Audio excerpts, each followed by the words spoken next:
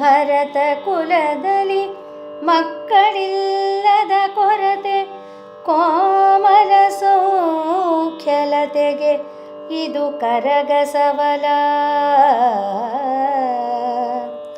ತಂದೆ ಬಾ ಧೃತರಾಷ್ಟ್ರ ಬಾ ಎನ್ನುತ್ತ ಕರೆದು ಕಟ್ಟೆ ಕಾಂತದಲ್ಲಿ ನಿನ್ನರಸಿಗೆ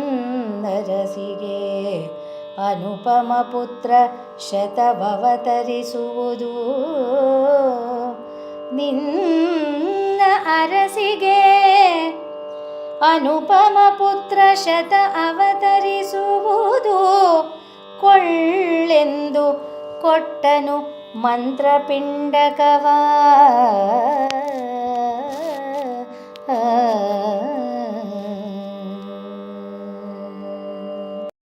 ಗೃಹಸ್ಥಾಶ್ರಮದ ಸಾರ್ಥಕ್ಯತೆ ಸಂತಾನ ಭಾಗ್ಯದಿಂದ ಮಾತ್ರ ಎಂಬುದು ಸಾರ್ವಕಾಲಿಕ ಸತ್ಯ.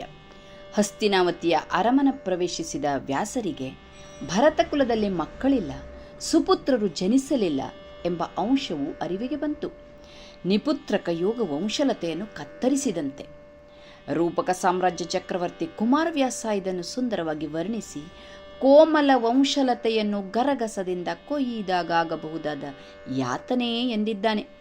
ಹಸ್ತಿನಾವತಿಯ ಅನುಕ್ಷಣದ ನೋವು ನಿವಾರಣೆಗಾಗಿ ಧೃತರಾಷ್ಟ್ರನನ್ನು ಏಕಾಂತದಲ್ಲಿ ಕರೆದು ಮಂತ್ರೋಕ್ತವಾದ ಪಿಂಡವನ್ನು ನೀಡಿ 100 ಮಕ್ಕಳನ್ನು ಪಡೆಯುವಂತೆ ಅನುಗ್ರಹಿಸಿದನು. ಪ್ರಣಾಳ ಶಿಶು ಎಂಬ ಇಂದಿನ ಸೌಲಭ್ಯದ ಕುರಿತು ಅಂದೇ ಪ್ರಸ್ತಾಪವಾಗಿದ್ದು ವೈಚಾರಿಕ ವೈಜ್ಞಾನಿಕ ಶ್ರೇಷ್ಠತೆಯನ್ನು ತೋರಿಸುತ್ತದೆ ಅಲ್ಲವೇ?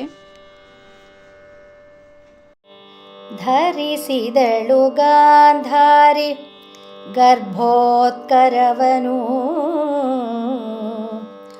ಇತ್ತ ನಿಜಾಶ್ರಮಕ್ಕೆ ಮುನಿ ತಿರುಗಿದನು. ದಿನ ದಿನದೊಳುಪ್ಪಿತು ರಾಯನಭ್ಯುದಯ. ಅರಸ ಕೇಳೈ ಅರಸ ಕೇಳೈ ಬೇಟೆಗಾರರು ಕರೆಯ ಬಂದರು. ಮೃಗನಿಕಾಯದ ನೆರವಿಗಳ ನೆಲೆಗೊಳಿಸಿ ಪಾಂಡು ನೃಪಾಲನ ಓಲಗಕ್ಕೆ ಬೇಟೆಗಾರರು ಕರೆಯ ಬಂದರು.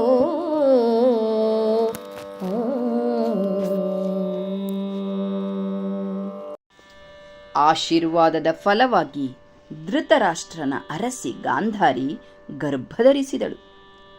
ಪಿಂಡ ಪ್ರದಾನ ಮಾಡಿದ ವ್ಯಾಸರ ನಿರ್ಗಮನವಾಯಿತು. ಭರತವಂಶದ ಲತೆ ಕೊನರತೊಡಗಿತು. ಗಾಂಧಾರಿಯ ಬಸಿರು ಬಯಕೆ ಹೆಚ್ಚಾದಂತೆ ಇಡೀ ಹಸ್ತಿನಾವತಿಯ ಸಂಭ್ರಮವೇ ಹೆಚ್ಚಾಯಿತು. ಧೃತರಾಷ್ಟ್ರನ ಅಭ್ಯುದಯವಾಗುತ್ತಿತ್ತು.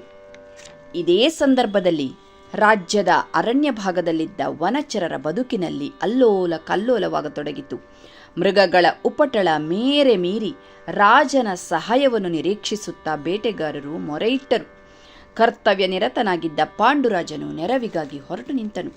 ತನ್ನ ಪರಿವಾರದ ಭಟರನ್ನು ಕರೆದು ಬೇಟೆಗೆ ಸಕಲ ಸಿದ್ಧತೆಯನ್ನು ಮಾಡಿಕೊಳ್ಳಲು ಆದೇಶಿಸಿದನು.